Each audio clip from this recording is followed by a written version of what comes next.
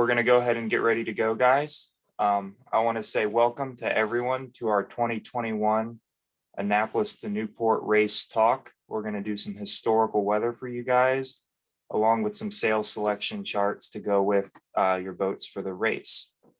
Today, I'm joined by some excellent sailors that we have in the room. We have Tim Dawson, who is a North Sails expert from our Newport office. And then I have Peter Eisler and Chris Bedford, two of the best weather guys in the business, who are going to be telling us a bit about the historical weather that we might see in this 2021 Annapolis to Newport race. So without further ado, I'm going to go ahead and let Peter take over and share their portion of the weather. All right, thanks very much, Austin, and hello, everybody. Welcome to another North Sails presentation. This is going to be a really good one. I think you're going to enjoy it and learn a lot, and it hopefully will spark a big creation of a to-do list of things that you have to do between now and the start of the race. Luckily, there's enough time. To kick things off, let's just get our heads twisted around from wherever we are right now. I don't know how many of you have been sailing very much, but an offshore race to me sounds like a lot of fun and a lot different than the things I've been doing in the last year or so. The offshore sailing game, what does it take to win? Let's just take a big step back and think about the big picture for a second.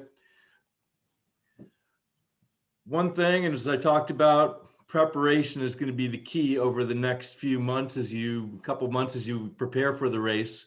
Number one, the racehorse, the boat. And I can't stress enough that when you are shifting from being an inshore boat or a coastal racing boat to going out in the ocean, that the game changes. And your boat needs a little bit of preparation too. When I take my horses up to the mountains, to the Sierras, they spend weeks training in the local mountains, and then they get these special pads on their feet that keep their bottom of their feet from getting cut by the rocks. Well, the same thing with your boat. It needs to get prepared for going offshore. A few of the little tips that you should be thinking about right now is one is just the rigging.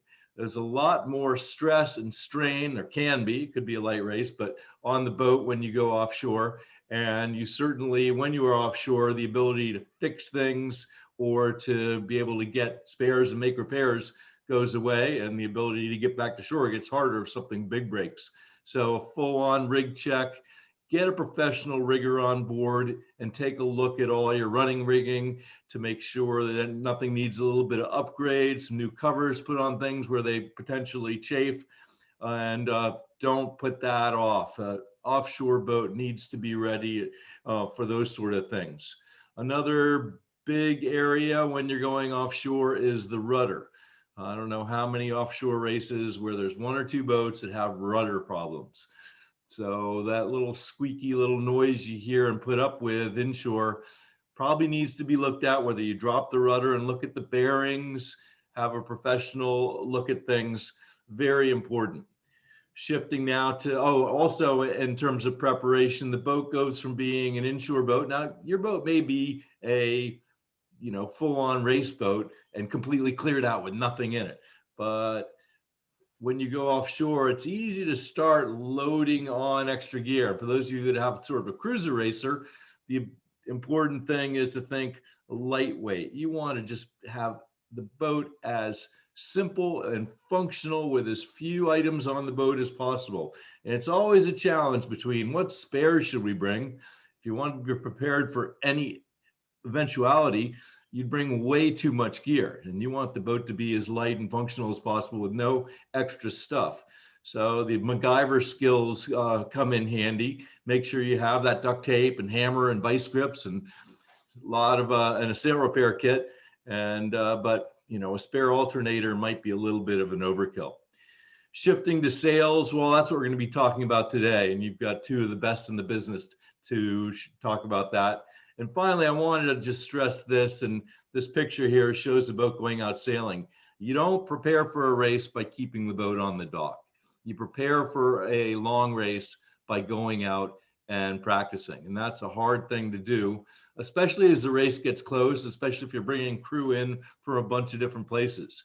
So we're all getting good at these Zoom meetings right now. One thing I like to do is get the safety briefing and some of the logistics, et cetera, underway way before the start of the race. So you're not squeezing everything in the last minute, and hopefully you can on that last day or 2 days before the start of the race, get out on the water some and do some more valuable practice.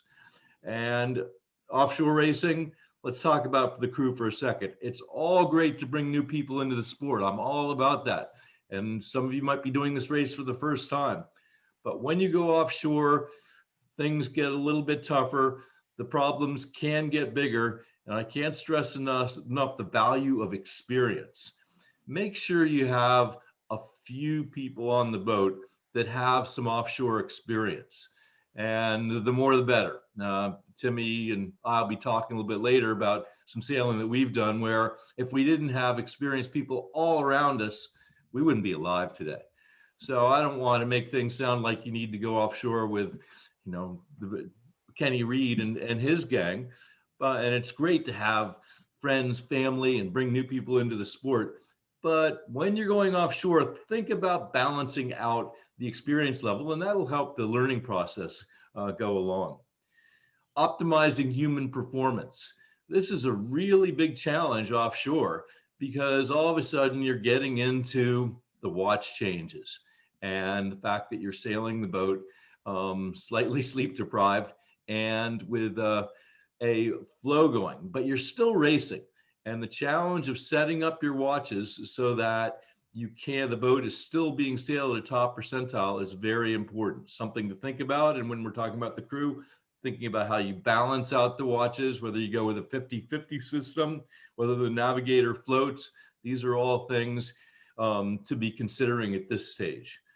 Food, keep it light. We usually go freeze dried on the boats I race on. It's cool. I've done some great races where we have really good food on board, but this is not necessarily a gourmet adventure. Please limit it to 2 bottles of wine every cocktail hour. Clothing, I get on some boats where the restrictions on how much gear you can bring is so you can bring it in a bag that's the size of a 2-liter bottle.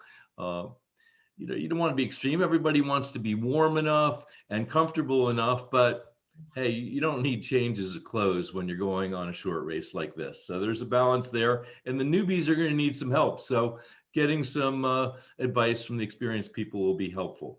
And then decision-making when you're offshore, a big factor as well. We talked about not only are the watch systems, but you're also racing at night. And I don't know if you've ever done an offshore race where you're looking at the running lights on the boat ahead of you, and all of a sudden it's like, what are they doing? Where are they going? And all of a sudden you see the red or the green, and hopefully they're not pointed straight at you. It's hard to sail the boat as well as you do in the daytime at night with a shorthanded crew. How do you get good at that? Well, one answer, right? Practice.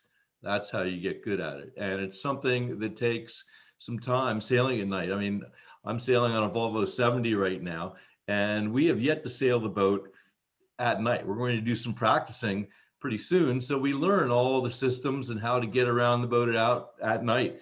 And this is something that can't be done without practice, but try to keep your performance percentile up at the same level as in the daytime. At night is a real challenge, and it's the difference between winning and losing. The good boats gain at night. I look at nighttime as an opportunity to gain.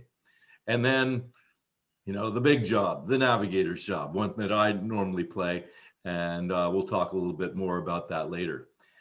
I just want to point out that we're going to have during this process of presentations by different people, and when we're off, we go into the chat room and answer your questions. So we're not in a group room where you're answering questions with your hands up and stuff.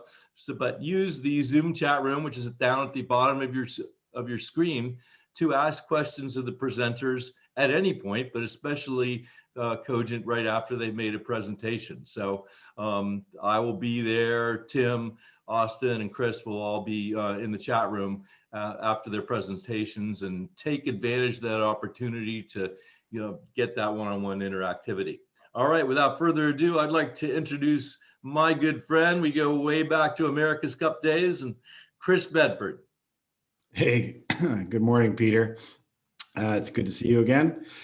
See an awful lot of each other on Zoom these days. I was just looking in, and we've got nearly 100 people here for a race that takes place in about three and a half months. And so I think that this is the start of them taking your advice about getting prepared for the race. Either that, or we've got some serious COVID cabin fever going on, and people will sign up for anything nowadays. But yeah, we're looking forward to this race. And as Peter said, it's always good to get a jump on your preparation. My goal here is to kind of remind you of what the weather is like. And it's always a good place to start. And so that's what we're going to do, is we're going to look a little bit at the history here of the wind, what it sort of normally looks like. Obviously, weather is weather, and it'll change, and the reality will be somewhere within the averages and frequencies of the winds data that we look at. So there's other things that you can do with historical data, and we'll talk a little bit about that. That leads into more detailed preparation for the race, and in particular, deciding and looking at what kind of sails you're going to be needing for the race and how often you'll have those sails up typically. So there is a lot of pre-race preparation you can do without going out on the water. And that's what we're going to kind of cover here today. So the first thing we want to do is just remind ourselves of kind of what the typical weather looks like. And as every meteorologist will do, he throws a weather map up. And so what I have here is the average weather map sort of for the period mid-May through June. Now, whenever you're looking at averages and frequencies of wind data, you don't really focus on just the few days that you're going to be out on the water. You want to look at a range of data and time period around sort of the focus of your point. So if we have a race dates first, second week of June here, I would tend to look 15 days or so either side of that. So that gives you about a 30-day window that you would be looking at the data. And one of the reasons for that is it helps you capture a more realistic range of possible weather conditions that you might be sailing in. Again, if you just focus in on, say, the few days that you are going to be out on the water that particular year, you're only capturing a pretty small range of weather conditions. But the weather doesn't really know whether it's June 5th or June 10th. So it kind of it'll kind of act within a certain climate range around that. You don't want to go too far, obviously, because the water temperatures change over time, and that changes the weather conditions. And then just sort of the general circulation of the atmosphere changes seasonally as well. So you don't want to go too far out of bounds, but you do want to look at a range of conditions. So we're kind of looking in sort of the late May to later June timeframe here. And this is what the surface map looks like. And obviously, if you're from the Annapolis area or anywhere on the East Coast, really, you'll recognize this map. This is a pretty typical pattern for late spring and into the summer, where we have high pressure. Let me just get my pen up here. High pressure sitting out in the mid-Atlantic right there. And then we have a circulation of flow around that high. And this is sort of the Bermuda high that you hear about sitting out there toward Bermuda. And so along the East Coast of the United States, we typically have some kind of a southwesterly wind regime circulating around that frontal system. Now, looking up to the north, these colors here relate to the pressure. So these warmer colors down here are higher pressure. And then as we get up to the north and up over North America, we see some cooler colors, and that's related to lower pressure. So what we have this time of year is our storm systems moving across sort of North America out of the Great Lakes and Eastern Canada. And oftentimes associated with those fronts and whatnot is we will have, or those low pressure areas, we'll have fronts that will move down off the coast with time. And that'll bring in a change in the wind direction. And sometimes we'll have northwest or north winds. And then oftentimes those fronts are followed by high pressure moving east out of North America. And as that high moves to the east, especially north of the area that we're going to be sailing in, the winds will sometimes come in from the northeast, keeping in mind that the circulation around a high is clockwise. So just because the average weather map suggests that we'll have southwest winds doesn't mean on the day that that's what we'll have. We'll have some range of conditions around that. So we'll look a little bit more at that in a second. But from here we kind of go to, well, I wanted to point this out. This is a typical case of what I was just talking about, where we see this was the last race. Around the time of the last race, we had high pressure sitting out in the central Atlantic here, just to the east of Bermuda, and so we had that sitting. Let me get my pen up again. We had that sitting out here, and but at the same time we had cold fronts, a couple of them actually moving off of the northeast and mid-Atlantic region, and then another high pressure system moving across eastern Canada. It's moving sort of generally in an easterly direction. So you can see that sort of sequence of events that I was talking about. So even though we have an average a southwesterly flow sitting out here, it does get upset because we still have an active storm track moving across eastern North America. But from there, we want to look at sort of what the average conditions are, and this is some average winds for mid-June. A couple things to point out here. First of all, we see that sort of standard southwesterly wind flow, which we just talked about. So we have this sort of standard southwest wind around our high pressure in this area here. Up to the north and up over the land, we have lighter winds. Part of that is obvious, is, over land, winds tend to be a little bit lighter because there's more friction effect, but also the wind tends to be more variable up in this area here. So on average, when you average those winds together, you end up with sort of what looks like a lighter wind, but oftentimes that's because you have maybe 20 knots blowing from the southwest, averaging with 20 knots coming from the northeast, and so they average out into a lighter wind speed. But basically, I think that what we're looking at here is just trying to, there we go. Take that off of there. Okay. So what we see here is sort of this average wind flow, and the color bar is down here at the bottom. This is in knots down here, just to give you an idea. Again, these are averages, so on the day you'll have something significantly different. One thing I definitely want to point out, though, is notice how the wind is stronger down here along a pretty sharp boundary just off of the Delmarva Peninsula and out to the east. This stronger wind right here corresponds with where the Gulf Stream is. Now, why is the wind stronger in that area where the Gulf Stream is? The primary reason is this is warmer water. So we have warmer water undercutting what is oftentimes cooler air aloft. And that makes the atmosphere more unstable and mixes higher momentum air down from aloft to the surface.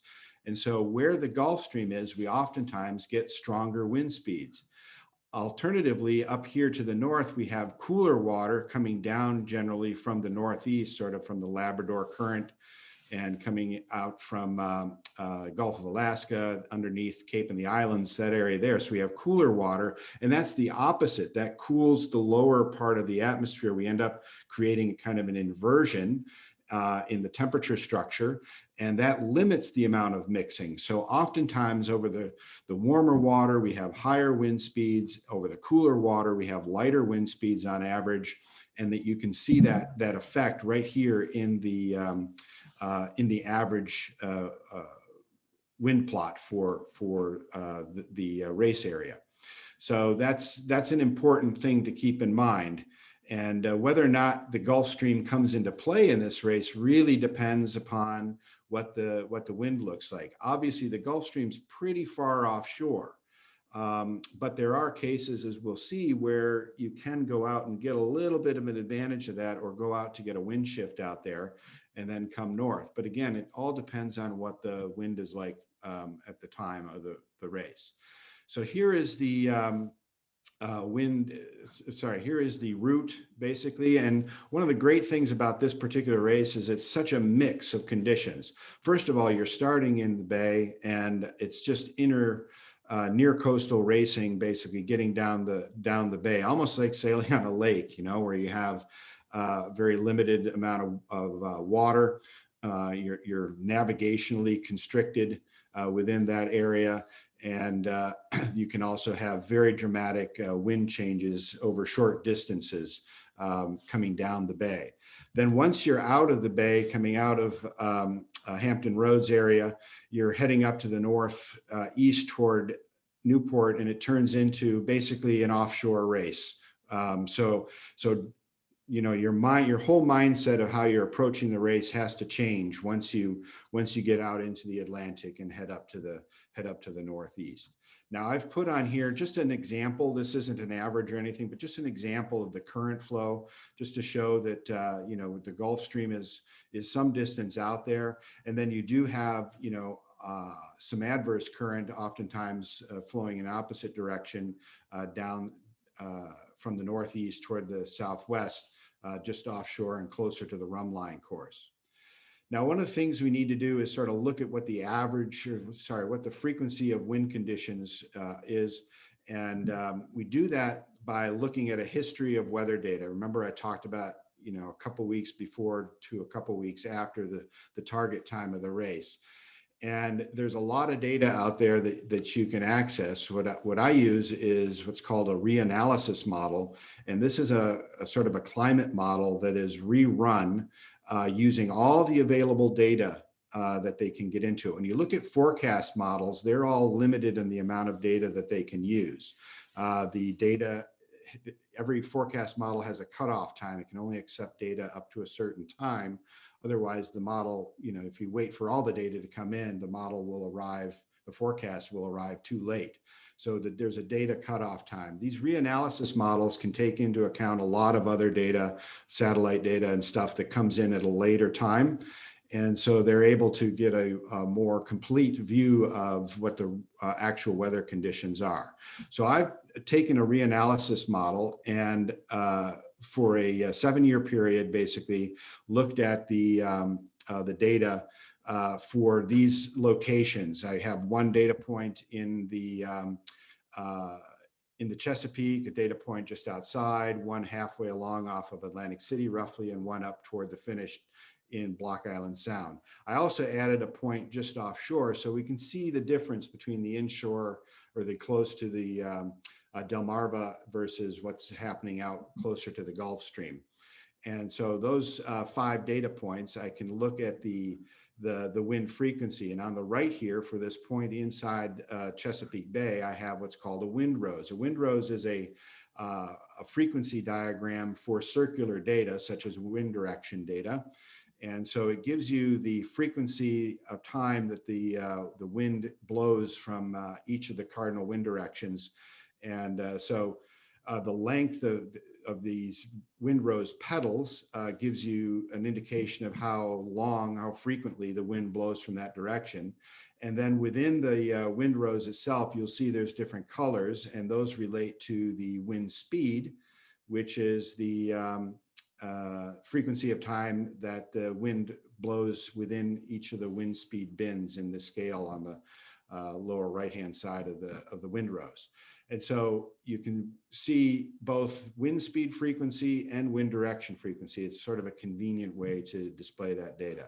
Now inside Chesapeake Bay, we see sort of that southwesterly or south-southwesterly prevailing wind around the Bermuda High. But at the same time, we also have a lot of other directions that show up, sort of secondary frequencies.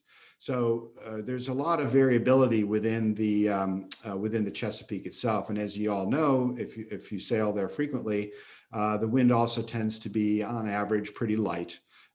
So we have sort of lighter winds indicated most of the time there. This line here, this red line here, is sort of the average wind direction overall.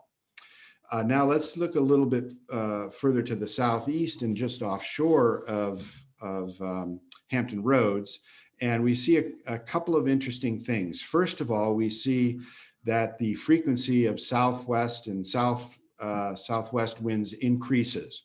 So as we get offshore, the prevailing flow around the Bermuda High becomes more obvious.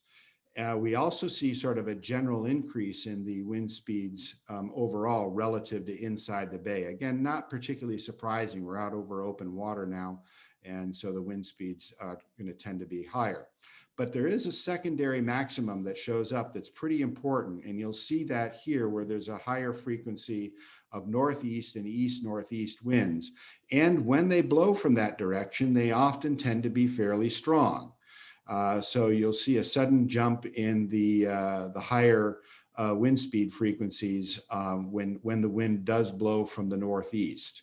So there is that secondary probability. Now, what I have found is that whenever there is a regatta planned, the wind will blow from the northeast. It'll be an upwind. It'll be an upwind race. I'm just kidding, obviously, but it is just an important thing to keep in mind that this isn't always a downwind race around the Bermuda High. There are plenty of opportunities for some upwind flow to come into the picture. Now let's go a little bit further offshore out to the Gulf Stream. And the first thing we see is that the wind is veered a little bit more around to the southwest and even west-southwest than it is closer into shore. And also we see exactly what I was talking about before, where the wind speeds increase. And again, that's due to the mixing. So there's more mixing of the flow, higher altitude flow down closer to the surface, which increases our average wind speed due to that warmer water there. We also don't see, it's still there, but it's not as obvious, that northeast maximum. Part of the reason is because the cooler air from the north has a harder time penetrating down over the Gulf Stream. And so we don't see that sort of secondary maximum popping up in the northeasterly winds like we do off of just outside of Norfolk. All right, now let's go off of Atlantic City, and we see again sort of a similar pattern to what we observed down closer to Norfolk, and maybe a little bit stronger wind speeds on average, particularly from the southwest and south-southwest. But we also see that secondary maximum again popping up where the wind is a higher frequency of it or higher chance of it blowing from the east and northeast. Now up toward Block Island and toward the finish, we still see the effect of the flow, the average flow around the Bermuda High, lots of southwest winds. We're also getting into sea breeze territory up there. The prevailing sea breeze direction on the southern New England coast, of course, is from the southwest. And we're seeing some of that being added in here. So we see kind of a relative to the further down the coast, we see kind of a jump in that southwesterly pedal in the increase there, and that's largely due to the sea breeze effect.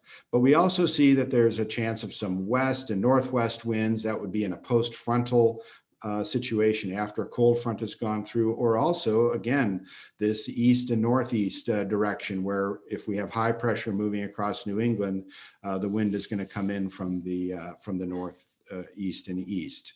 So as even along this route, we do see these variations. So this is a good way to sort of get your head around the average conditions, and then you can look at historical weather maps and get a feel for how the wind varies and why you get northeast winds, why you get a prevailing southwest wind, etc. Now there's another part of powerful aspect to this historical data. This data is on a grid, just like a weather model grid. And if you have access to routing tools, you can load in historical weather data and route through it and collect all that information and learn a lot about the conditions that you're likely to face relative to your specific boat and performance of your specific boat. So we've done an analysis like that. What we want to do is develop a table of true wind angles versus true wind speeds for a few boats and different polar designs. And we've done that here with the data set that I have available. The data is, we did that for 3 polars provided by North Sails, and they'll be talking a little bit more about this later on. And so we do a routing analysis where we route through this weather data, roughly about 30 routes each year, and we accumulate that information, the true wind angles and true wind speeds that are encountered over that time, and kind of do a summary. And I did that for a 6-year period, 2015 through 2020. Our data set is 1/4 degree resolution, so that's pretty good. It does give us some detail along the coast. It does include sea breeze effects. And so that's, and it has, the data that I use has 1 hour time steps. So we ended up, sorry, not 30, 31 simulated races per year. And again, that's sort of centered on the target start date for this race. And the idea here is to, like I talked about before, to capture the potential range of conditions for us. So this is just a sample here on the right. We simplify the routing to the greatest extent we can without sacrificing some of the detail. If we have too much detail in here, like you would set up if you're rooting for the race itself, you would set up a lot of detail on the race. Because we're doing this bulk analysis of 100, 150 races, we want to make sure that we get the data out in a relatively quick time period. So we don't use too much detail, but we get enough in there so that we are properly representing the course. And then we also do more of a course resolution, both in time and space. We also take out tidal and current effects. The reason we do that is because they're, number one, they're too variable, and they can kind of mix up the data a little bit. So we'll take that out. We can go back and look at the data with current effects in there. But for this analysis, we tend to ignore the current effects. Obviously, when you're doing routing for the racing, that's very important, so you would include that. Now, one of the things to keep in mind is when you do historical routing, it's not like routing for the race itself, in that when you do it historically, you have perfect weather knowledge. So in other words, the computer knows what the wind is going to do between the start and the finish. When you do that for an actual race routing, you have a forecast, but the forecast is likely to have some error. So you may, for example, the historical route might find that it pays to go way offshore to get a wind shift and then come back in. But if you were doing that in a racing mode, you probably would not do that particular or make that particular move, or not move in that extreme, because there's too much uncertainty in the weather forecast. So you would be more conservative in your routing. But again, we're looking at this as what are the possible range of conditions. And so this works quite well for us. Once we have all that information put together, this is what it looks like. So on the left, we did an Aerodyne 38 polar. And so you can see a summary of the ETEs, estimated time and routes, for each one of those simulations, both the average and then the fastest and the slowest within that grouping. And you can see the range of routes, quite a large envelope of possible locations where you could sail. It's not straight up the rum line every time. There is a fair number of routes that go well offshore, which is interesting. And so it's always good. One of the advantages here is you can go back and look at, well, what were the weather conditions that caused it to go well offshore like that. And that informs your knowledge and preparation for the race, and makes it easier when you get to the day to make a decision on what sort of a route to take. And on the right, we see the Cal 40 routings. You can see the window's a little bit narrow, or the envelope's a little bit narrower than it is for the Aerodyne. And then finally, we did a J20 routing on the left here. So we have those three examples. And then from that, for each route, you can pull out the summary table, which I have a sample of here on the right. And you see part of the detail is to give you the true wind speed and the true wind angle. So you summarize all that information, and then you can compare that against your sail chart and identify what sail you would have up during that time period. And you can summarize all that information and get a lot of detail back on it. So the first thing we do is a summary like this. This is for the Aerodyne 38, and you can see that true wind angle versus true wind speed summary. And I've colored in here to kind of show us the hot spots. We've got two hot spots. We have one in the broader sailing angles here, basically greater than 120, basically in this area here. And that's that prevailing southwest flow that we get. So these would be our downwind angles. And then we also see that effect of the northeasterly angles here showing up here at tighter wind angles. So we've got a second hot spot for our upwind sailing. And you can also summarize this to give you sort of an overall view of what your true wind angles are going to be, and then what your overall angle of your true wind speed is going to be. And then you take that information and you summarize it with respect to the number of hours on an average you would have a sail up. And again, comparing that routing summary with your sail chart. So there's a lot of value in this. And you can see in this particular case, the A2 is up about 15.5 hours on average, about 23% of the time. So I'll leave that to your North experts here to discuss a little bit more, but that's the value of doing this type of analysis.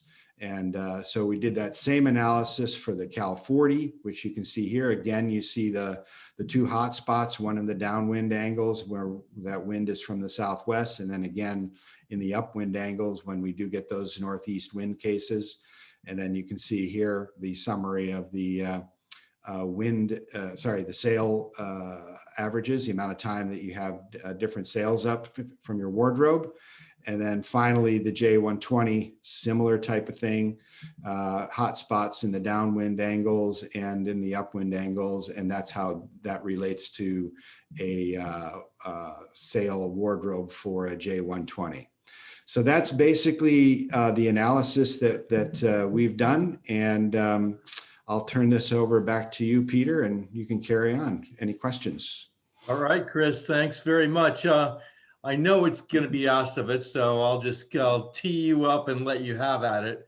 What if you're doing routing during the race? What's the best weather model to use to win the race?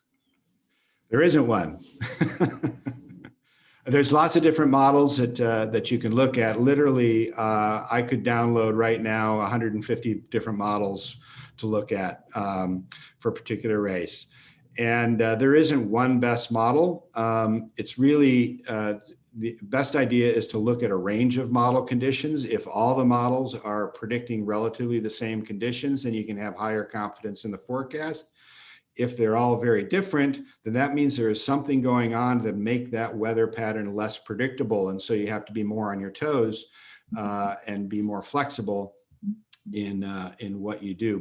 But typically, you want higher resolution, both in time and space models. When you're looking at coastal racing, when you're offshore, you can use more course models, a little bit lower resolution to get you, because things don't change as much offshore as they do in close. But that's sort of the general rule. But again, you need to look at a range of models. You don't want to look at too many because it can confuse you, but you just look at a few different types of models. And if they're, as I say, if they're predicting the same thing, then you can be reasonably sure that the forecast is pretty reliable. If they're all forecasting something different, then, you know, the weather is going to be less predictable in general.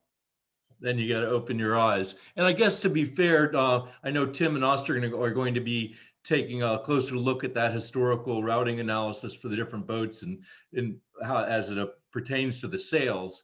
But as you pointed out, this is two races in one. That 1/3 of the race is that coastal inshore race with rapid wind changes, inshore conditions, and probably the global reanalysis model doesn't capture all the variances that you'd end up experiencing in that portion of the race, right? Yeah, it certainly is not great. It's not like an operational model that would be, you know, on the order of kilometers in terms of resolution, but it does have enough resolution there to sort of generally give you the picture. I mean, if you wanted to, you could break that analysis that I did up into two parts. You could do just the Chesapeake and then just the offshore segment. Keep in mind that, you know, there's a lot more variability. Just remember what that windrows look like over the Chesapeake. So you're going to be dealing with more variable conditions, but generally lighter conditions. Whereas you have on the offshore segment, you do have more persistent winds, either from the south, mostly from the southwest, but sometimes from the northeast. So those hot spots in that section there are probably driven. The hot spots that you saw in those charts are probably driven largely by the offshore section of the race. Great. Well, thank you so much, Chris. Always a pleasure and always something to learn there. I know you're headed into the chat room right now, and there's some questions coming up, and I encourage everybody to get in there with Chris. You've got one of the most experienced meteorologists in the sport of sailing. As I pointed out, he started out in his sailing meteorology days. In my first America's Cup, we were teammates down in Australia with the Stars and Stripes team. He just completed his 10th America's Cup as a team of meteorologists. He's done Olympics, Volvo ocean races. He's the pro. His company's Sailing Weather Services. And we're unfortunate that American Magic is no longer in the game because that's who he was working with, but we're lucky to have him back here for this. And I was lucky to work with him during the all lockdown, creating Marine Weather University, a great online school with a curriculum designed by Chris to teach you how to go beyond your app, how to go beyond just the general weather information that you can glean on your computers and on your phone, and how you can increase your knowledge to do a better job interpreting the weather. Because as we all know, it isn't always like it's forecast.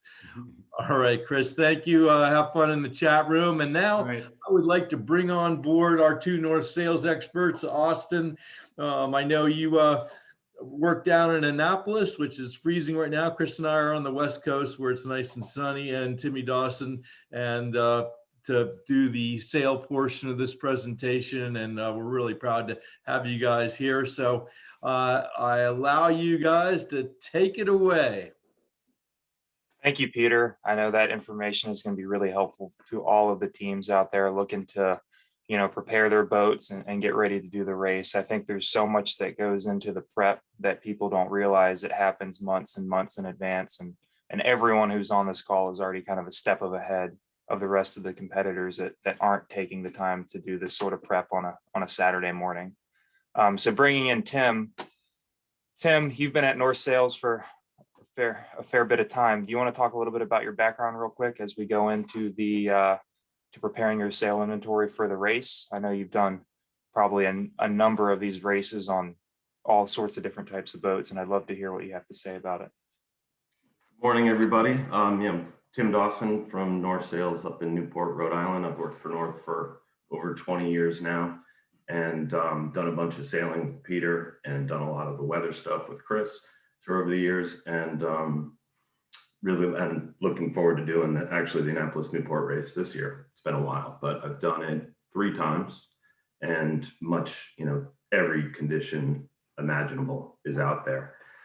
And I was thinking a lot about, offshore sailing in the last year with, it's been a kind of a weird year for everybody, COVID time, and it's I think we've all sort of thought about our personal relationships, and my strongest friendships are people that I go offshore with. So I've heard that there's a lot of people that this might be their first race, and I think that's great. I'm really excited. More new people going offshore is just great, and good on everybody for it.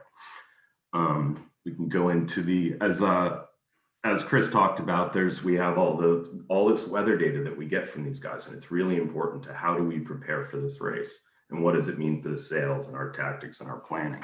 And it does start with the historical routing, like Chris said. If you're talking about a race that's a year from now, and you're going to do a transpac race per se, well, it's going to be a downwind race. Your downwind inventory better be pretty well full. A Newport Bermuda race, for example, your jib reaching needs to be pretty well in order.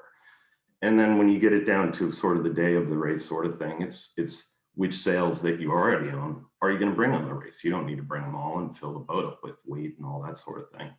And being able to understand what you want to bring. Right up until during the race, Pedro and I have this chat all the time, because sail changes aren't free. They cost time. You wear out the crew. Peter used to ask me all the time, there's plenty of times you spend not in the perfect sail based on where you're trying to go, because the wind is shifting all the time. And Peter used to always ask me, Timmy, if it was a video game, what sail would we have up? And usually when he asked that question, we didn't have the right sail up at that time, but we needed to figure out okay, what are we going to do next? And then get into the change. And what's going to happen an hour from now? So it's always the relationship between the navigators and the sail trimmers with these sail charts that we're about to look at, and it affects your tactics and your strategy for the entire race. Now, every boat has a little different sail plan, and that's going to affect the kind of sails that you have. And we have three pretty good examples here. Where the Aerodyne 38 on the left, it's a boat that has a bowsprit, asymmetrical Spinnakers, non-overlapping jibs, as opposed to the J120, which is a similar boat, still has a bowsprit, not quite masthead Spinnakers, but it has an overlapping general like that. And then to the right, we have a very traditional Cal 40, which is a masthead boat with big overlapping generals and a Spinnaker pole. The great thing about offshore racing, for those of us that are new to it, is all three of these kinds of boats have a very good chance of winning. In fact, like I looked up the Newport Bermuda race, and 4 out of the last 5 overall winners looked a lot more like that Cal 40 than any of the boats that Pedro will talk about later. So it really brings new life into racing boats that, maybe sailing around windward lewards in the Chesapeake Bay doesn't, give you the good opportunity. So it's really great in that regard. And so what does all this mean? Just to make sure, overlapping genoas, like the boat on the left there, 150% or anywhere in there, to the non-overlapping jib there where it all sheets in front of the shrouds. So what does this really mean to the sail chart? Well, typically with a non-overlapping jib boat, you need fewer jibs, because you're not really changing the area of the sails so much as you are just the shape of it. Sure, the area changes a little bit, but it's not like the difference between going from 155% genoa down to 100% blade jib. So typically non-overlapping jib boats need fewer jibs. If we flip to the J120, you'll see there's a few more jibs. But what we're seeing across this, just what a sail chart is across the top, we have true wind speed going from left to right. And from the top to the bottom, we have the true wind angle. So across the top, we have basically our upwind angles. And then across the bottom, we have our downwind angles. And the hard part and the really cool part about the offshore sailing is the part in the middle. Everybody kind of knows what sail you should have going upwind and downwind. It's generally the biggest one you can control a boat with, but it's in the reaching angles that things really can change, and whether you reef, whether you're having a bigger sail, smaller sail, and how that all works and how they overlap together and how it affects your tactics. So I'll move on to the J120 for a second.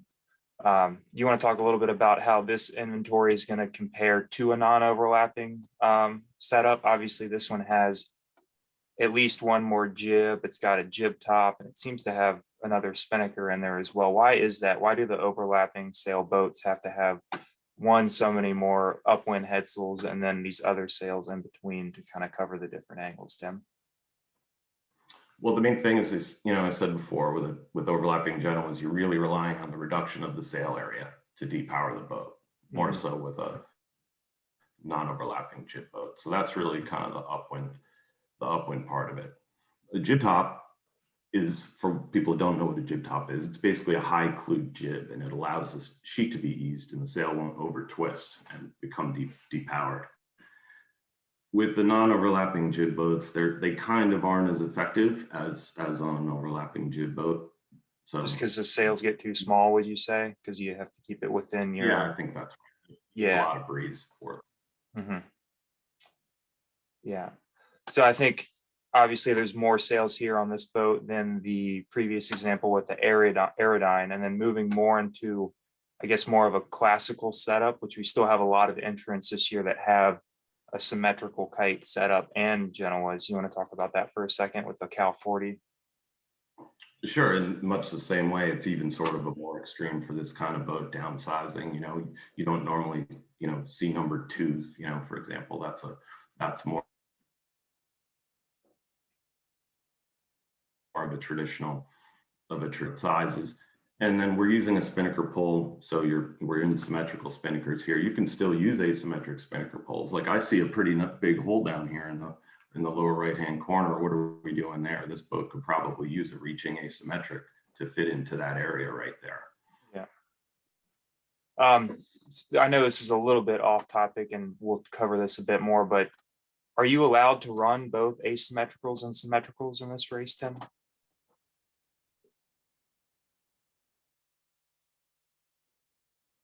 Sorry, I think we lost you for a second there. Did you get that last question, Tim? I think you froze for 1 second. Are you allowed to run asymmetricals and symmetricals on different boats in this race? Yes, you are. That's something that's always tied to the specific rating rule, and you can use them interchangeably. So first off, I think we were going to go into the different types of reaching sails. I know we did just cover the upwind and the downwind sails, and kind of based off of what Chris and Peter said, we can expect a fair bit of what looks like upwind and downwind sailing. But I still do think anyone who's sailed out of the bay knows that we could get, a myriad of conditions, not just upwind, downwind. We can have reaches, we can have localized puffs off of different rivers and chutes coming out of the bay, and then coming up to Newport, you can get all sorts of different conditions. Do you want to talk a bit about the different types of reaching sails that are out there for, one, all of these different types of rigs, and then two, for the different wind conditions that you'll see as well?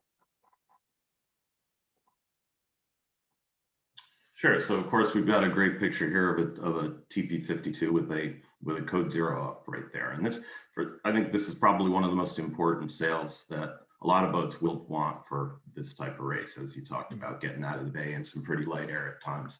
What a code 0 is, and it's a very flat reaching sail. It's as close to an upwind sail as we can get, that at times still measures as a spinnaker in terms of where it says mid-girth 75%. That's related to the foot length. And then so that measures as a spinnaker.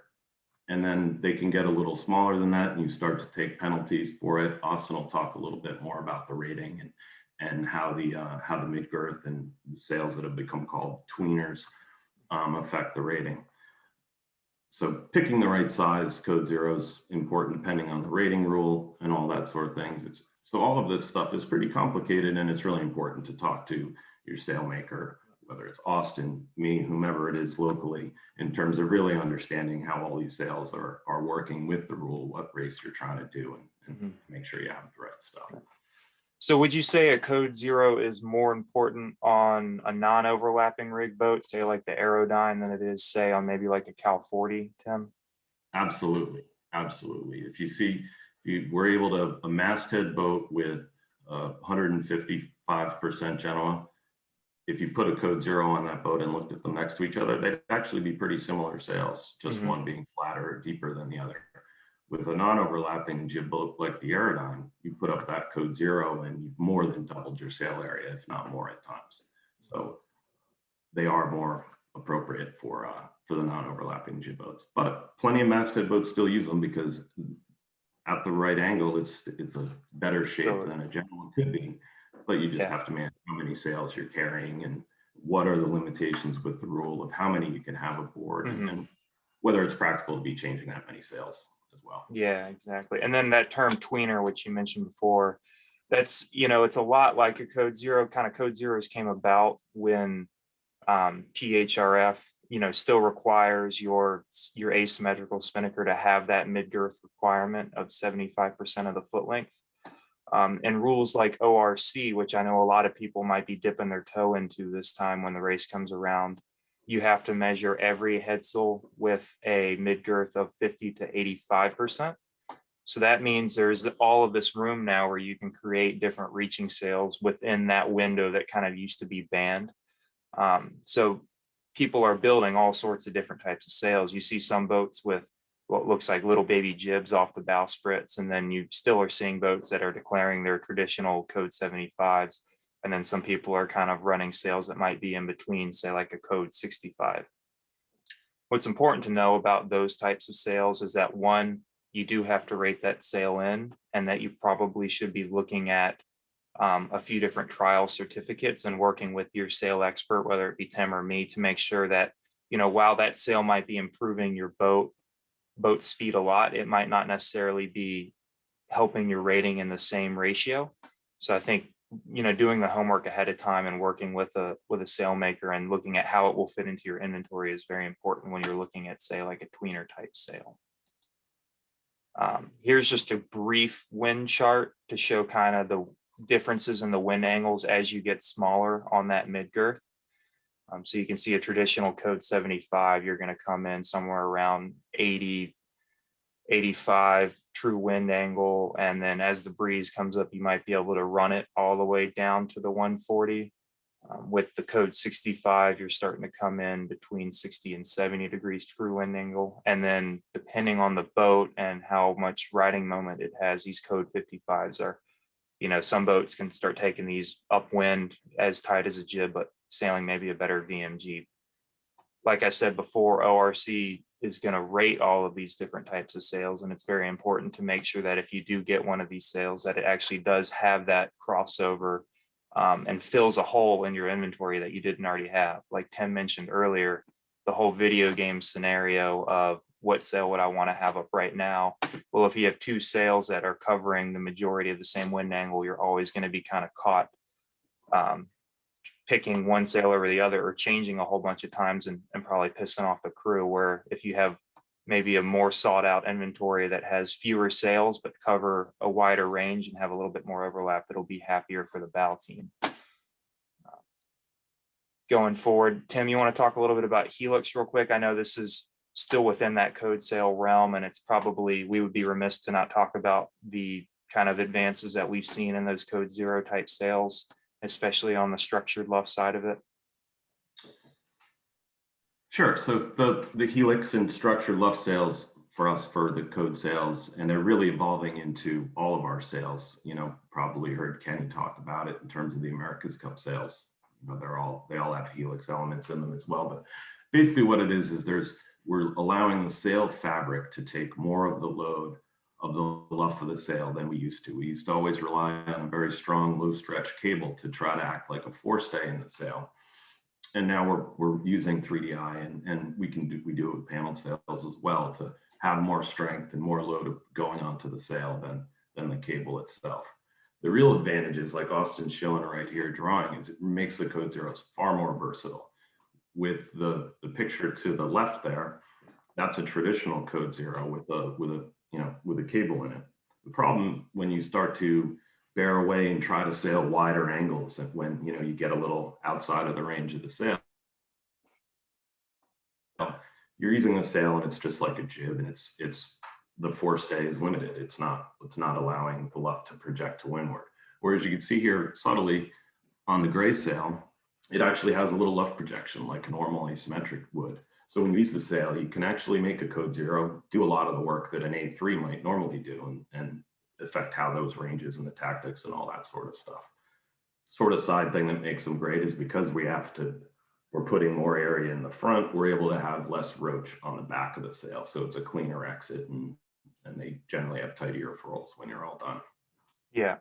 I think that was the big thing when code zeros first came out, is you were pretty much always having that flappy leech in the back, right? That was keeping keeping the guys down below up at night, just constant flapping and wearing out that material in the back end. And that's probably not the case as much with these helix type sails, I think.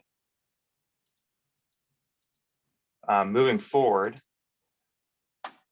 Peter and Chris talked a lot about, we're going to be, in theory, we could be doing a lot of running or VMG running, especially out in the offshore portion of this race. And both asymmetrical boats and symmetrical boats can carry a wide range of different types of spinnakers. A lot of people think a spinnaker is just kind of a one size fits all sail. And that's not really the case. When you go to purchase a spinnaker, there's a number of different classifications of the different types of sails.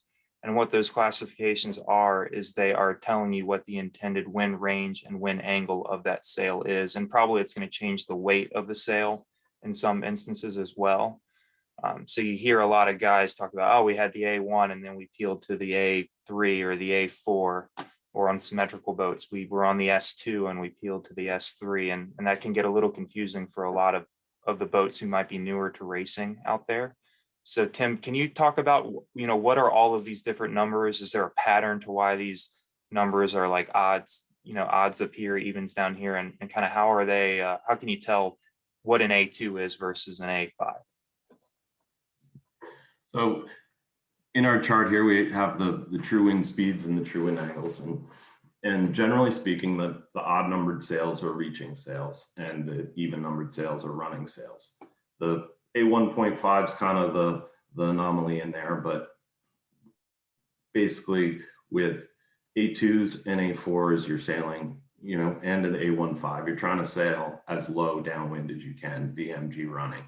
And any of the odd numbered sails are when you're not trying to sail as low as you can go, you're sailing some course is generally how they use those sails. Now, the different codes apply not only to the size of the sails, but the cloth weight of the sails. Obviously, the more wind you're going to use it in, the stronger your sail needs to be. And the same thing goes with how close to the wind you sail, because the sails really they see the apparent wind. They don't really care what the true wind is. So you could be saying your A4 needs to be stronger than your A2 just because of the wind speed, but the A5 needs to be even stronger still than the A4 because you may be using it in the same wind speed, but you're sailing at a tighter angle with it. So you got to make the call now. If you were on, say, that Aerodyne, what do you think is going to be the spinnaker that you're going to be using the most for that offshore portion based off of what Chris and Peter told us? There looked like a lot of A15 and A2 in that race to me, if I recall. Yeah, and then if you were the Cal 40, you would be probably on the S15, S2, would you say, probably? Exactly. Yeah. Yeah, I don't think that I would want to do that race. Looking at it, there seem to be plenty of code 0 in it as well. Not to, we're talking about running, but a lot of code 0. And then I know you mentioned jib tops as well. How I think you said something about how with the higher clue, it helps prevent over twisting. Can you explain that maybe a little bit further for those who don't know what you mean by over twisting? Yeah, what happens when you ease the sheet, you're opening, closing the leech, and when you have a really low clue and the sheet angle coming out of the block up towards the sail is very vertical, it only takes a little bit of sheet to really open the thing up, and too much. And when you start jib reaching and you end up with the foot of the sail kind of out near the stanchions and the lifelines, it can be a problem. And then the bottom part, even when you start pulling the lead forward to try to correct that, it actually starts to return the bottom part of the leech into the sail too much. Now, the red sail in this drawing here is a jib top, which is, it's the same size as your upwind general would be. This happens to be a masthead boat that would have a 150. It just has the higher. And so you would say if you're the Cal 40, this might be a sail that you would look at, but if you were the Aerodyne, you probably wouldn't be looking at a jib top type sail. Is that kind of true in terms of what you've seen in your racing? I think that's correct, yes. Yeah. And then on those sail charts, we also had the GS and the SS, and that's the Spinnaker staysail and the Genoa staysail. Obviously, the Spinnaker staysail is going to be set when the Spinnaker is up, and then the Genoa staysail will be set when the Genoa or jib is up if you have a non-overlapping boat. Spinnaker staysails tend to hoist somewhere where the jib halyard comes into and then sets a little bit further back from the deck, where a Genoa staysail is going to be a little bit smaller in the area and probably come in at a lower hoist point if it's truly kind of optimized for your different type of boat. Now, Tim, would you say that when you're at least on a Spinnaker staysail, are you running with the Spinnaker staysail, or is it more when you're on a kind of a Spinnaker reach that these sails see more of a bang for your buck in terms of speed? Well, it depends. I would say that with using the Cal 40 example, with the Spinnaker pole, when you're sailing really dead downwind, probably not as effective deep running. And for that boat, it would be a little above the normal BMG angle.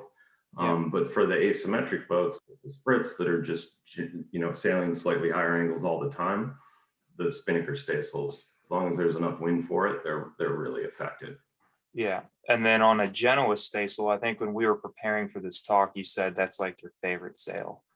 I love Genoa staysails. Yeah. When you're reaching around, you can, anytime you have room to fit it in there, you put it in. You just need to get the jib sheet eased enough to where you're on an outboard lead or however your systems are.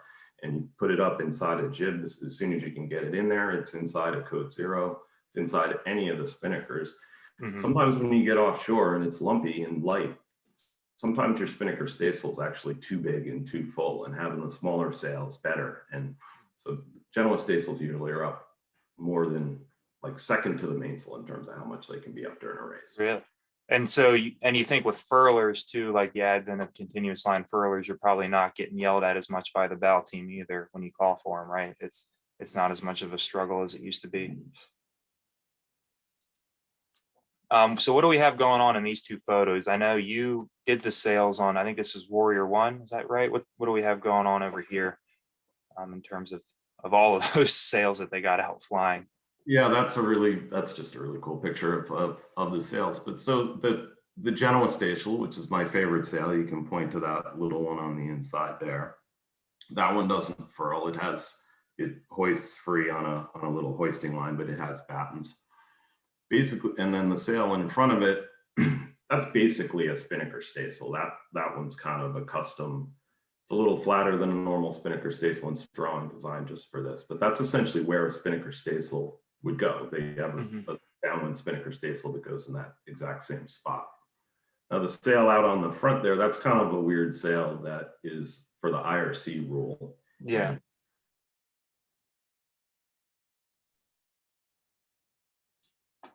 That is a jib top that jibs, and there's a luff length restriction, but you won't see these kinds of sails for ORC racing or ORR racing. Yeah, I think it's just a good example of where the Spinnaker staysail would hoist from, and then obviously where the Genoa staysail would hoist from, and kind of their difference in size. And then on the right, kind of this would relate more to what our Cal 40 would kind of have a sail like this when they're using their symmetrical kite. Exactly, that's a normal Spinnaker staysail for a boat with a Spinnaker pole. Okay.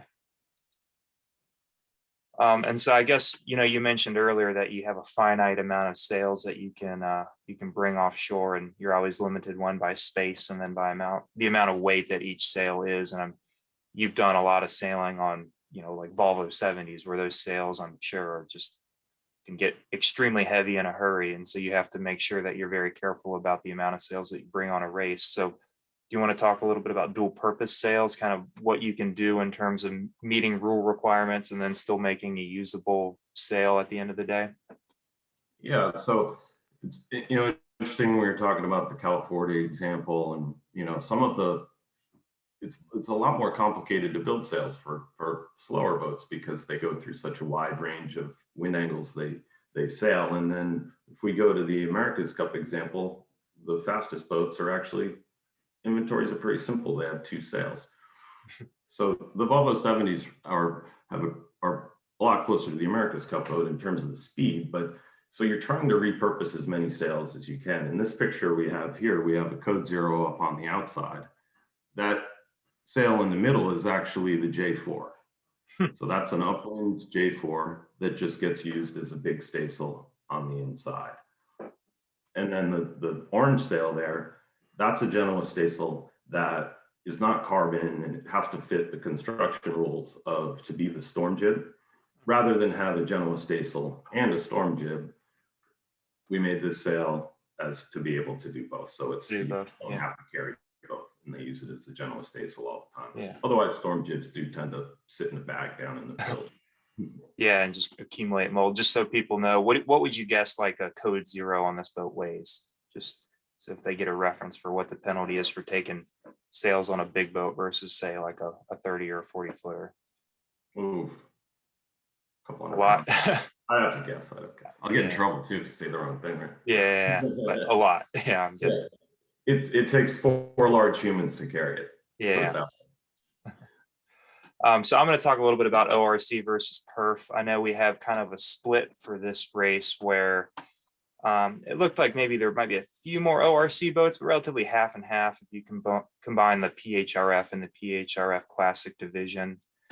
For those of you guys who are sailing in the ORC class who might have come from the PHRF class, one thing that you want to note is that where PHRF, they kind of give you a maximum size that you can build your sail within based off of your I, J, P, and E. So that's your height of your fore triangle, the length of your fore triangle, the luff length of the main, the foot of the boom, and then your SPL, which is either like your spinnaker pole length or your bowsprit length, and then your spinnaker hoist. They give you the biggest size sail you can build based off of a formula, where in ORC, they just ask you how big your sail is. They still care about these dimensions, but it's more driven. Your rating is more driven off of how big the sails that you put on the boat are. So one, it's important to get your sails measured before the race, well ahead of time, to make sure that your certificate is correct. And then two, you kind of want to look at if you are purchasing a new sail, talk to your local expert about what racing rule that you're sailing under, because you might build a mainsail with a little bit different area for ORC than you might for perf. Same thing on a spinnaker. You might not make a spinnaker quite as big on a certain boat if they're going to be doing more ORC sailing. And then finally, if you have that code 0 sail, you do have to make sure that gets measured if you're coming from PHRF. Because if you're going to use that sail, which I think most boats who have them, you're going to want to use that sail, you're going to have to get that on your certificate ahead of time to make sure that your certificate is correct for the race. So here's just a quick example of an ORC certificate where you can see that you got your boat length, your main area, your jib area, and your spinnaker area. With this particular boat, they have a code 0, but it falls under the asymmetrical blanket.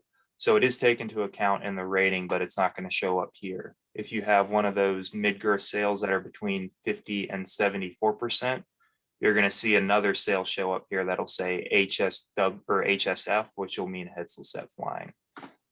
One important thing to note going into the race is that one, your sails must be measured by a certified measurer.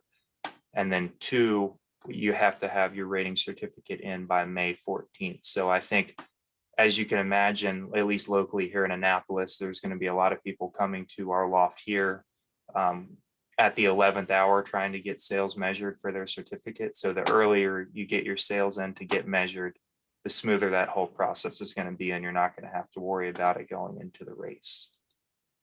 For PHRF, like I mentioned earlier, you just kind of have your basic rig dimensions that goes into your certificate. And if you do have a code 0, as long as it's got that mid girth of greater than 75 and you have asymmetrical spinnakers on your boat, it's hidden within that and you don't have to declare that on your certificate. Sail requirements. There's kind of 3 or 4 requirements that you have to be eligible for this race. So one, a boat shall have a mainsail reef capable of reefing and reducing the luff length by at least 10%. I think another good kind of on top of that caveat is make sure your crew knows how to reef. I think anytime that the first reef you ever put in is in the middle of the race, it's probably a little too late. So make sure that in your lead up to the race that your whole crew is practicing both putting in reefs and shaking them out. 2, you have to carry a storm trysail. If it's built after 2014, it has to be made of a highly visible material. So usually that ends up being orange. The one caveat for this race is that a mainsail with a reef of at least 50% of P is an acceptable substitute for a trysail. So that means if you have, say, like a main, then you have 2 reefs in it, you might be able to go to your sailmaker and have like a deeper 3rd reef put in that would meet this rule. But a lot of boats are going to have that trysail because they're doing offshore sailing, and it is a nice sail to have, mainly because of the one other part of the rule is it must be sheeted independently of the main boom. So that means if you're ever in like a crash jibe and your boom breaks, you can still use a sail like this without having to use your boom to make it set. Another one for this race, which I believe it's always been in the Bermuda race, but I think it's newer for the Newport race to be required. It was always encouraged, is a heavy weather jib. And so that's going to be kind of like that J. I guess it'd be a little smaller than that J4 Tim talked about earlier, because it can only have an area of not greater than 13.5% height of the 4 triangles squared. So some boats would set this kind of sail maybe on an inner stay. Other boats will hoist it if they have like a luff groove. It'll just be like a shorter hoisted jib that'll meet that area rule. If you have any questions regarding a number 4, I know this is a sail that a lot of people don't deal with very often, or we call it a number 4 or a heavy offshore max jib. Please talk to your local sail expert, and they'll be able to help you out and make sure that you have 1, the correct jib that will meet the rule, and then 2, have a usable sail that you can not just have sitting in the bag for the entire race. And then finally, the storm jib. You must have a storm jib not exceeding 5% of the yacht's I dimension squared, equipped with alternative means of attachment to the headstay if you have a head foil. And then yet again, it has to be manufactured after 2014 of a highly visible material. Tim, do you want to talk a little bit about decision time? Like, where are we in terms of our timeline leading? If you're on a boat and you're getting ready for the race, where are you in terms of your sail prep? Where's your timeline right now? What do you have to do between now and say mid-May and the start of the race to get ready for it? Well, it's going to come up on us before we know it here. Yeah. Those of us here in the cold and rain, but it's going to happen fast. So if you need new sails, it's time to order now.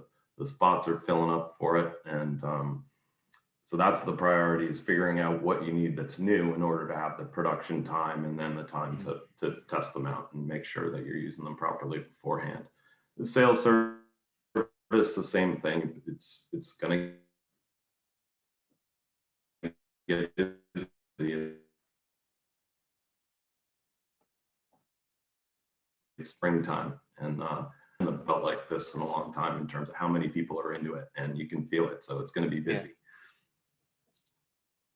Sail service, I know we talked about that as being important because I'm assuming most boats aren't getting an entire new set of sails going into this race. That means that your current sails that you plan on using for the race, whether they got 1, 2, 3, 4, however many seasons are on those sails, it's very important to get those in for a checkup, because any little small rip, saying like a spinnaker, when put to the riggers that you see offshore, can become a big rip in a hurry.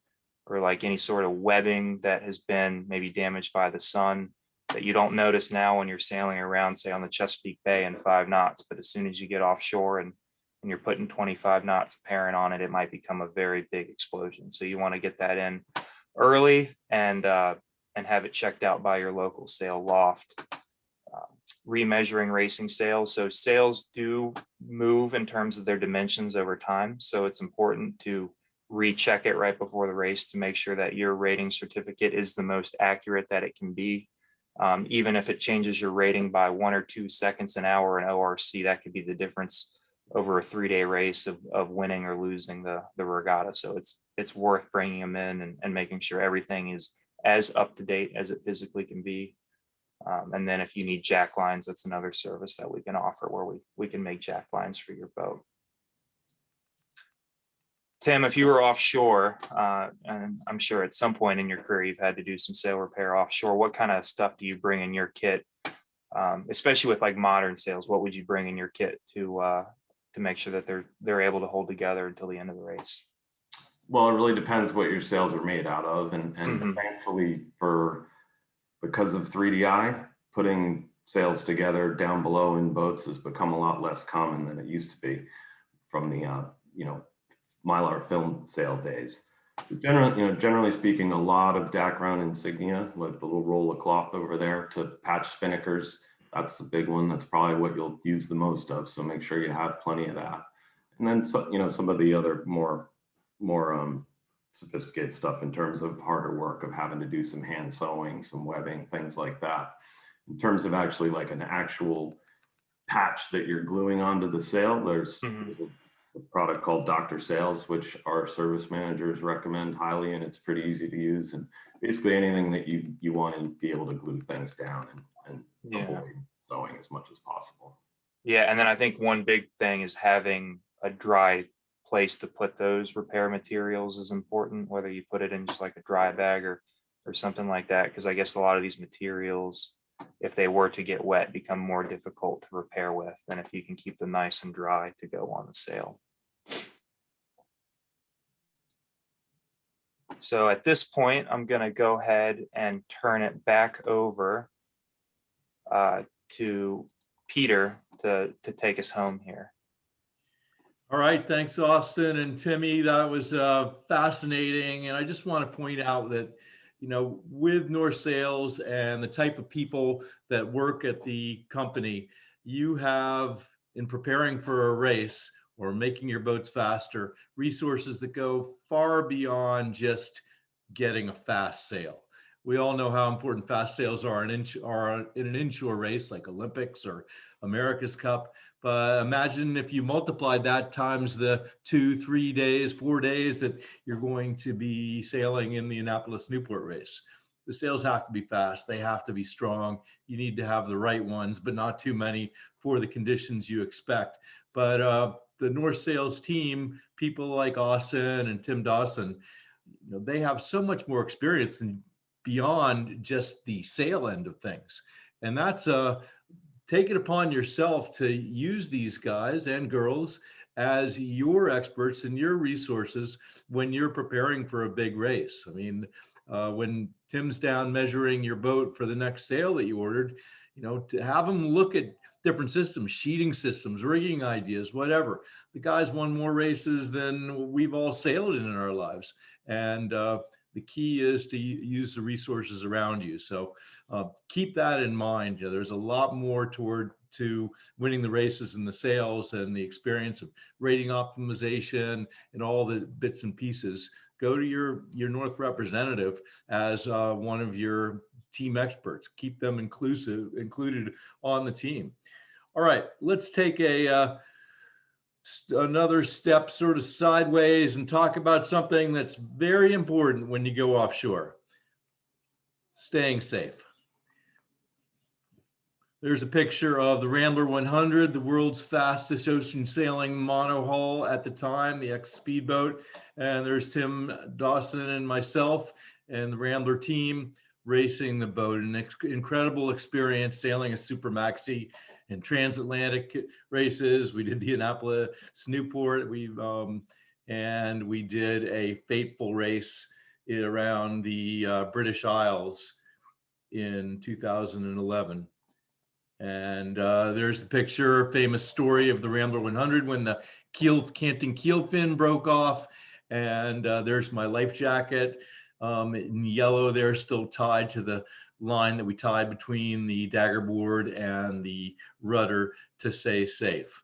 I just want to talk a little bit about a couple of the takeaways that came from the Rambler story and things that you need to keep in mind when you're going offshore. One is training and experience. There is a requirement in the notice of race and the race rules about how many people should have U.S. sailing / ISAF safety training. These courses are really good. For those of you in the Annapolis area, the U.S. Naval Academy's course is incredible, very comprehensive, and no sense just meeting those requirements. Say it's 40% of the crew have to have the training. Everybody should go to it. I mean, it's the type of experience of learning some of the skills of getting in the water with your foul weather gear and learning about life rafts and stuff that is very valuable. And I can't stress enough the importance of being prepared by having the training. And also, I mentioned it before, having the people around you. That was something that led to no loss of life when the keel fin broke off on the Rambler 100 after we were on the Fastnet Rock. And there we are being rescued by a British life-saving boat shuttling back and forth in a little Avon dinghy. But the reason we didn't lose any life, in my opinion, there were a few, but one was the experience level and decisions, individual decisions made by individual crew members. When things get tough, you want to be surrounded by people who have messed about in their boats all their lives and can make those decisions on the spur of the moment that aren't straight out of the textbook, that require some creativity. The two biggest takeaways for me were, number one, the lesson I learned when I first started playing in boats: always wear your life jacket. Your life jacket is your friend. Make sure the boat you're going on or your boats have the life jackets. And I mean something comfortable, something that you're going to wear and be efficient operating in when you're sailing and racing, full metal jacket style. And so I have my own inflatable life jacket that I will bring if the boat doesn't provide them, but they're very, very important. Another rule I just want to bring up, because we're all brothers and sisters out there on the water. I promise I will always, when I'm racing in a race that you're in and I'm in, I'll always have my VHF on. So if we're within radio calling distance of VHF, if you need help, get on the radio and call me, and I'll have my ears on. And I ask the same thing of you. There's something more important than winning races, and that's making sure we all stay safe. And once we go offshore, especially, we're responsible not only for ourselves, but for anybody that we can help out there on the water. So keep your ears on.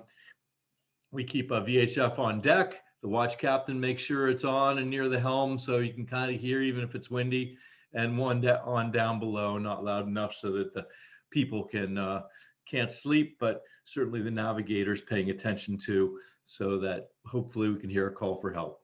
And then finally, setting the example for the experienced people on the boat.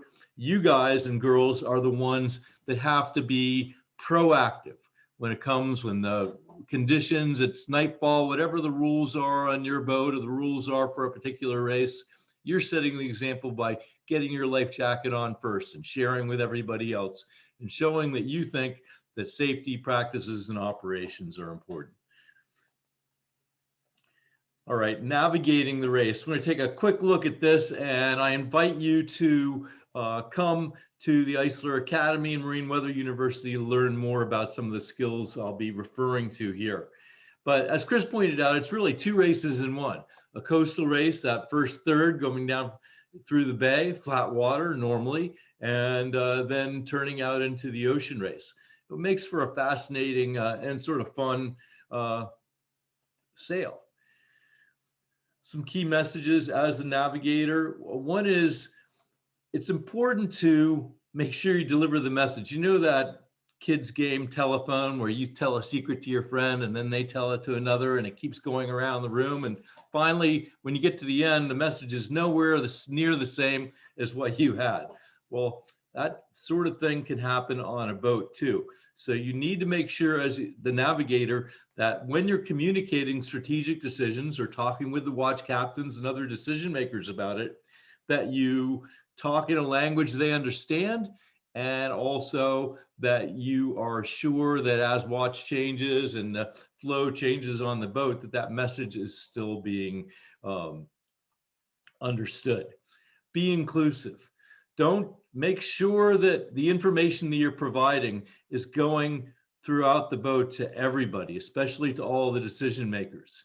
It's not the purview of the navigator to be the brain trust and spear off, we're going this way and that way. You want to involve as many minds as you can on board the boat. Practice and develop your system. I did a bunch of coaching for teams that do the long races out here on the West Coast, like the Transpac. And one fascinating thing we did was we did Zoom seminars, not seminars, but Zoom calls, where the navigator would practice a little weather briefing in the middle of the race course. So we pick a waypoint in the middle of the racetrack. We say, okay, we're here, and the watch captain's just waking up and he's coming into the nav station. Give me a 5-minute overview, Peter, of what's going to happen and where we're at. And the navigator practices those 5-minute little presentations at the same place where you would be in the race, using the same resources, grid files and Expedition or whatever software you're using, and practice doing these, practice your communication. And finally, and I'll repeat it again and again, the navigator that just stays down in the hole down below on the computer is not providing great value. You've got to spend time on deck, not only to make sure the team understands the strategy and so they can ask you questions, but also so you can get your head out and look around. One of the things we learn about in Marine Weather University is the importance of using your eyes and looking at the sky and looking at the conditions to enhance the value of what you see in the weather models. Weather routing part 1. So you've got 3 months before the start of the race. Some of the things you're going to be thinking about is you want to make sure, for your weather routing to be good, you need to make sure that your instruments and not only your weather routing, but also your performance sailing, which you're going to rely on your instruments and probably Expedition or some other software to give the speed team feedback on how they're doing, is the boat speed, the wind direction, the compass course. All those things have to be tuned up. And this is an ongoing process. I teach a lot about it in my instrument tuning class in North U. But it's something that use the next 3 months every time the boat goes out to make sure you're working on your cals, finding the little bugs in the system, because the more accurate your instruments are, the better off your sailing and routing will be later on. Another thing you're going to be working on between now and then are the polars. Polars are something that evolve over time. Normally we get our first set from either our designers or our race certificate, and then we slowly modify them carefully based on the performance that we see with the boat. The more accurate your polars are, the more accurate your weather routing. Just a quick point about information, because information does win races. And when you're en route, you're going to get your information from 2 sources, cell data and satellite data for this particular race. Cell data, really important. A third of the race is inshore. With that high-speed cell data, you can download high-resolution grids. You can do a lot of things that you can't browse, that you can't do once you go offshore. So you want to make sure that you have the tools on the boat so that you get the full performance from the cellular data that's available. That means not using your phone tethered by sticking it up on deck and tethering it to your computer. It means actually having a proper cellular modem, an external antenna. These are all things we talk about at the Eisler Academy in terms of upping your electronic system. And then since you're going offshore, you're probably going to have some form of satellite data. You should. And one of the questions that comes up as you're looking into possibly getting fleet broadband is, how much satellite airtime do I need? The range, sort of low to very aggressive, would be 15 to 50 megabytes per day. And some of the tips right here, testing at home, understanding the pricing plans and talking to your satellite data provider, and then practicing. But it's important to learn how not to waste your data when you're on satellite. You have to turn off all your windows, all your updates on your computer. Our stupid devices now just are constantly connected to the internet, and they're doing work while we don't realize that they're doing work. Well, when you're on satellite data, you're paying big money for every little blip that comes in. So you want to make sure that you've turned off all these updating things. Avoid browsing when you're on satellite. That means preparing links. I'll talk about that in a minute. And do not use your standard web browser email when on satellite data. That is a big no-no and a big data suck. In fact, you'll probably on Gmail probably kick you out and then want to send you a verification code to your phone, which of course doesn't work when you're offshore. So we recommend at the Academy using a program like Stan Honey's SailMail program or Xgate as a low bandwidth text-based email system when offshore. And then you have the decision of, do we use an Iridium device or a fleet? Ideally, you would have both. The Iridium for portability and leaving it on all the time, so it's a communications device that anybody can call at any time, and the fleet where you have enough bandwidth to be able to actually download some significant GRIB files. You can do this race just on an Iridium, like an Iridium Go, but you would be limiting the information that you get.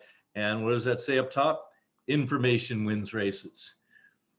Final thoughts on being a navigator in this race, any offshore race.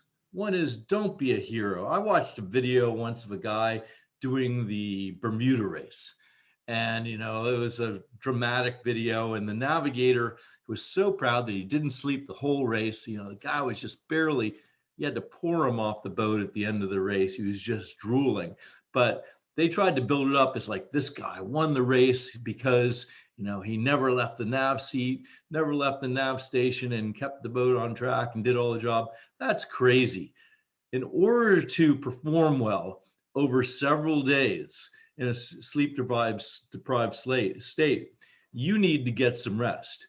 You time when you get the rest. I like to try to be a floater and not on a watch, but don't be a hero.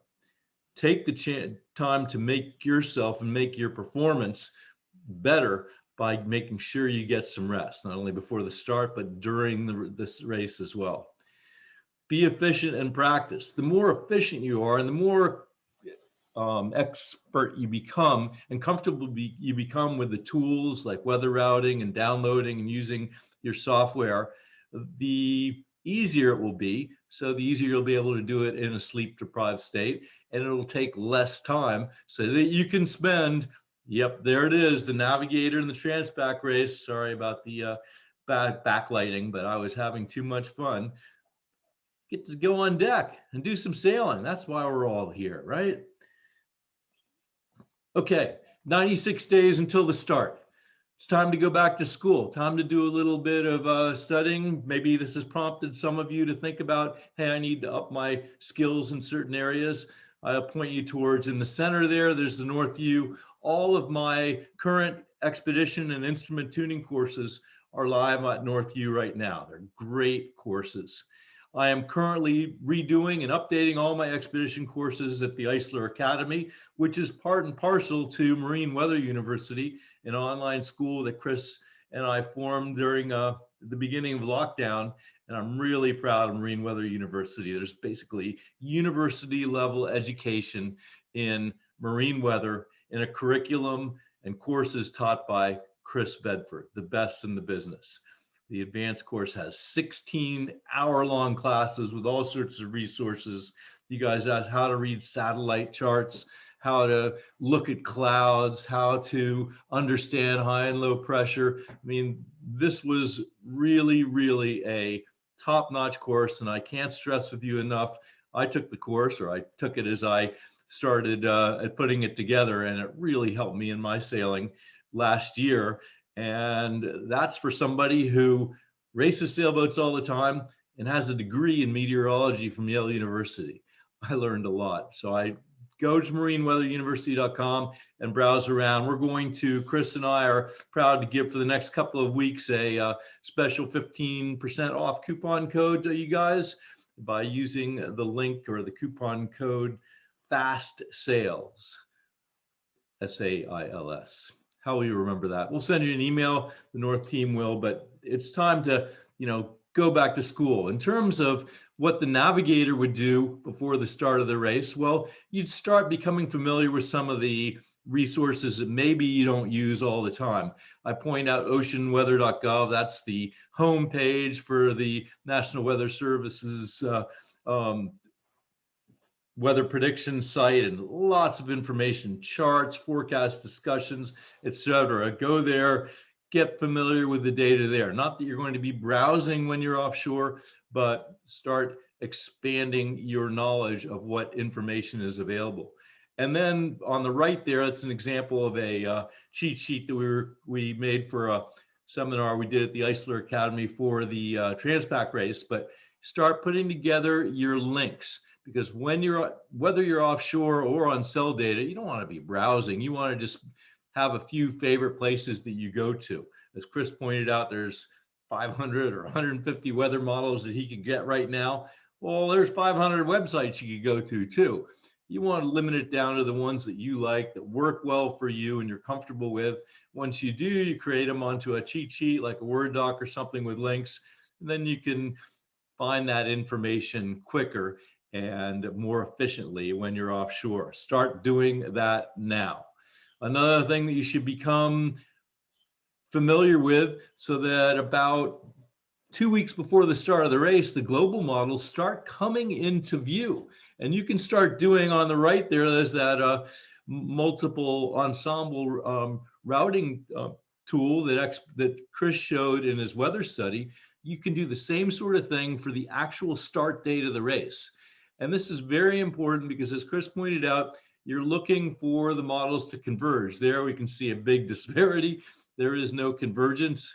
Pick a model, any model, and it might be right.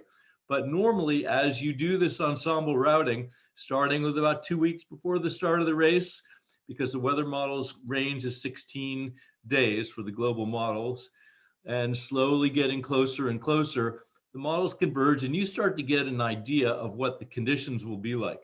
That will help you mode your boat, basically plan your final sail pack plan.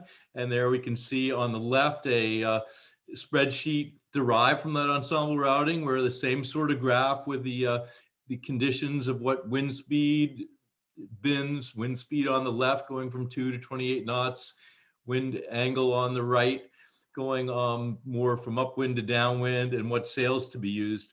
All that super valuable with Expeditions ensemble routing tool. So those are the type of things as a navigator you would prepare for. And I think, Austin, you probably have some tips on the sail side of things as well. Yeah, I think, Tim, you want to jump back on as well?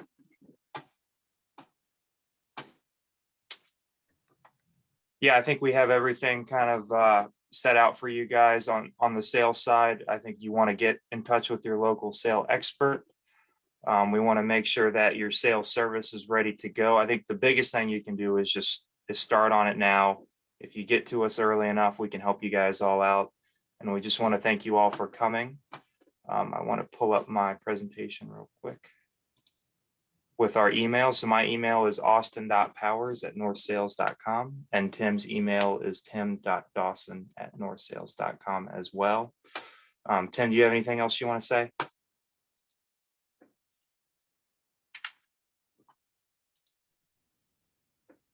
Oh, I think we lost Tim there for a second. That's what Timmy looks like. Yeah, when you wake him up off watch, it's like time to jive and we need all hands on deck. Yeah, just that look of frozen excitement. But I want to thank you guys for joining us today, everyone in the audience, and Peter and Chris. This has been excellent. I learned a ton. I hope everyone else did. Never too early